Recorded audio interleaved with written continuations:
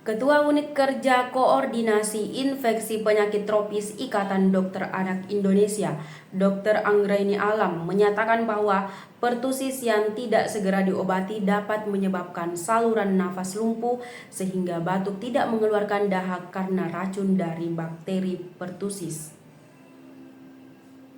Bakteri tersebut memiliki 5 toksin yang dapat menyebabkan saluran nafas kita lumpuh sehingga tidak dapat mengeluarkan dahak. Bahkan, bakteri tersebut dapat menetap di dalam tubuh dan menyebabkan produksi dahak yang tidak dapat keluar, ujar Anggraini dalam diskusi kesehatan secara daring di Jakarta pada hari Jumat.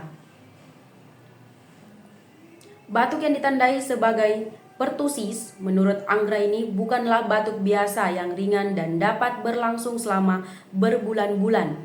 Batuk ini juga dikenal dengan sebutan batuk 100 hari. Gejala yang biasanya dialami oleh bayi di bawah 1 tahun adalah batuk yang disertai dengan kemerahan di wajah. Bahkan dalam kondisi yang parah, batuk dapat menyebabkan berhentinya pernapasan, pendarahan di mata, infeksi paru-paru, dan kejang karena tekanan yang terus-menerus. Sayangnya, diagnosis pertusis baru dapat diketahui setelah batuk berlangsung selama 3 minggu. Hal ini menyebabkan banyak penderita pertusis sudah memasuki tahap lanjut. Jika terdapat batuk yang berlangsung lama, demam yang tinggi, dan mungkin disertai dengan pilek, ini dapat menjadi tanda bahwa anak mungkin mengalami pertusis. Hal yang paling berbahaya adalah jika batuk terus berlanjut dan dapat menyebabkan muntah. Jika ini terjadi, maka sudah terlambat untuk melakukan pengobatan, jelasnya. Anggraini menjelaskan bahwa terdapat 3 tahap perkembangan penyakit pertusis, yaitu tahap pertama yang ditandai dengan batuk dan pilek yang tidak dianggap serius oleh masyarakat. Kemudian masuk ke tahap 2 di mana batuk semakin parah dan berlangsung selama berbulan-bulan, dan tahap penyembuhan yang juga membutuhkan waktu yang cukup lama. Pada tahap kedua, gejala yang dialami oleh anak seringkali didiagnosis sebagai TBC atau alergi. Hal ini dapat menyebabkan paru-paru menjadi tidak berkembang dengan sempurna. Batuk yang hebat juga dapat menyebabkan tulang patah, turun bero bagi anak yang memiliki riwayat hernia, dan dapat menyebabkan kurang gizi. Kondisi ini juga dapat menyebabkan anak menjadi tidak mau makan dan minum, sehingga dapat mengakibatkan kurang gizi, perdarahan otak, kekurangan oksigen, dan bahkan kerusakan otak yang dapat menyebabkan kematian, tambah Anggraini. Untuk penanganan yang terbaik, Anggraini menyarankan untuk segera berobat ke fasilitas kesehatan terdekat guna mendapatkan obat yang dapat mengurangi racun dari bakteri pertusis. Obat yang digunakan juga dapat menekan penularan dan mengatasi batuk. Ia juga menekankan pentingnya untuk banyak minum air. Selain itu, jika anak mengalami batuk yang tidak kunjung sembuh, segera lakukan pemeriksaan lebih lanjut untuk menegakkan diagnosis secara lebih dini. Jangan sampai terlambat, karena jika sudah memasuki tahap kedua, kita tidak dapat melakukan apa-apa lagi, pungkasnya. Menteri Koordinator Luhut Binsar Panjaitan baru-baru ini memperhatikan peningkatan yang signifikan dalam biaya subsidi kesehatan yang diperkirakan mencapai 38 triliun akibat polusi udara yang semakin memburuk. Polusi ini telah meningkatkan prevalensi penyakit respirasi termasuk asma yang merupakan salah satu penyebab kematian tertinggi di dunia. Kepala Biro Komunikasi dan Pelayanan Publik Kementerian Kesehatan, Dr. Siti Nadia Tarmizi, menegaskan bahwa dampak polusi udara terhadap kesehatan tidak boleh dianggap sepele, terutama risiko asma. Berdasarkan data Global Burden Diseases 2019, Diseases and Injuries Collaborators, asma termasuk dalam 5 penyakit respirasi penyebab kematian tertinggi di dunia, termasuk dengan penyakit paru obstruktif kronis, pneumonia, kanker paru, dan tuberkulosis. Prevalensi asma di Indonesia juga sangat mengkhawatirkan. dengan sekitar 7% atau sekitar 18 juta orang terkena asma pada tahun 2022. Kondisi ini semakin diperparah oleh tingkat polusi yang memprihatinkan yang memerlukan tindakan mendesak dan tegas untuk melindungi kesehatan masyarakat. Pemerintah telah merespon dengan memperkuat layanan kesehatan primer, termasuk penyediaan alat spirometri di puskesmas dan pelatihan dokter untuk mendiagnosa asma.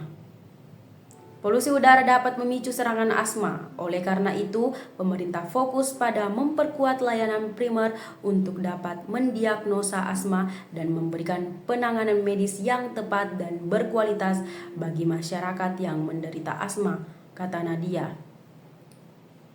Upaya penguatan Vaskes primer meliputi penyediaan alat spirometri untuk puskesmas. Alat ini sudah mulai disediakan dan nakes yang telah dilatih untuk meningkatkan kemampuan dokter dalam mendiagnosa asma dan memastikan pasien memiliki akses ke obat yang sesuai dengan tata laksana medis selanjutnya. Namun, masih ada tantangan besar yang harus dihadapi, seperti kurangnya obat inhalasi pengontrol di puskesmas. Hal ini menyebabkan banyak pasien asma harus dirujuk ke rumah sakit yang meningkatkan biaya dan resiko kesehatan. Kemenkes bersama para pemangku kepentingan berkomitmen untuk memperkuat fasilitas kesehatan primer agar penanganan penyakit seperti asma dapat dilakukan secara lebih efektif dan efisien. Penanganan asma tidak termasuk dalam kompetensi 144 penyakit yang dapat ditangani oleh dokter umum di puskesmas. Jika gejala klinis semakin berat, penyakit semakin parah, atau sarana dan prasarana yang dibutuhkan tidak tersedia, maka pasien harus dirujuk ke FKRTL, jelas Nadia. Ketua Kelompok Kerjasama Asma dan PPOK Perhimpunan Dokter Paru Indonesia, Dr. Budi Antariksa, mengungkapkan bahwa obat-obatan yang tersedia di puskesmas saat ini hanya untuk tata laksana asma akut, tidak dapat digunakan untuk tata laksana asma jangka panjang. Hal ini menyebabkan pasien asma harus dirujuk ke rumah sakit yang memiliki akses terhadap obat yang sesuai. Meskipun asma sudah termasuk dalam kompetensi dasar dokter umum di puskesmas, PDPI mengingatkan pemerintah untuk memastikan bahwa puskesmas juga dilengkapi dengan obat inhalasi pengontrol.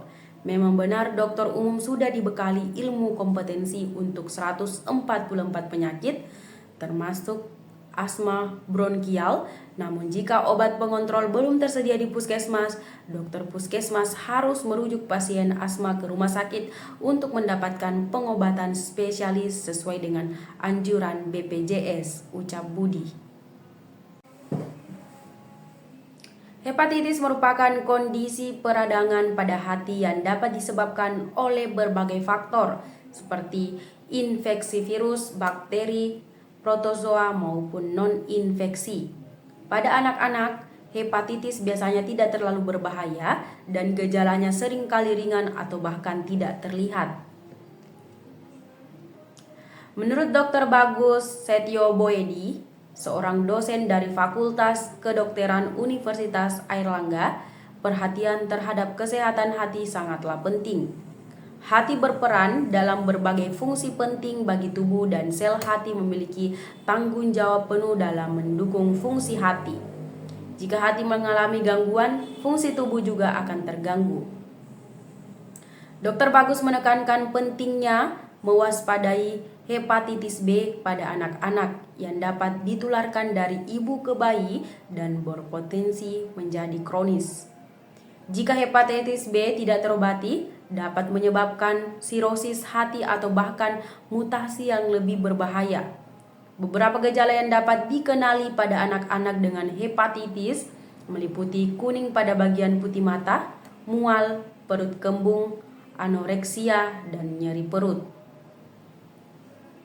Gejala yang lain yang sering muncul adalah perubahan warna urin menjadi pekat seperti teh.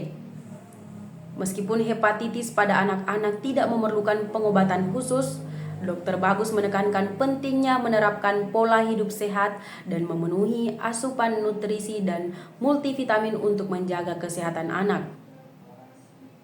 Hal ini dapat membantu mencegah komplikasi serius yang mungkin terjadi di kemudian hari.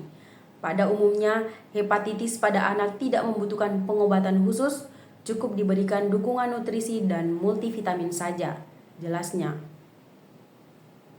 Selain itu, Dr. Bagus juga mengingatkan orang tua untuk selalu memperhatikan sanitasi anak-anak mereka. Kebersihan yang baik dan sanitasi yang terjaga dapat membantu mencegah infeksi hepatitis, terutama di lingkungan yang rentan. Melalui edukasi yang disampaikan dalam acara Dr. Unair TV, Dr. Bagus berharap orang tua lebih sadar akan pentingnya menjaga kesehatan hati anak-anak dan mendorong tindakan pencegahan yang lebih baik melalui sanitasi dan imunisasi yang tepat. Dengan begitu, resiko hepatitis pada anak dapat diminimalisir.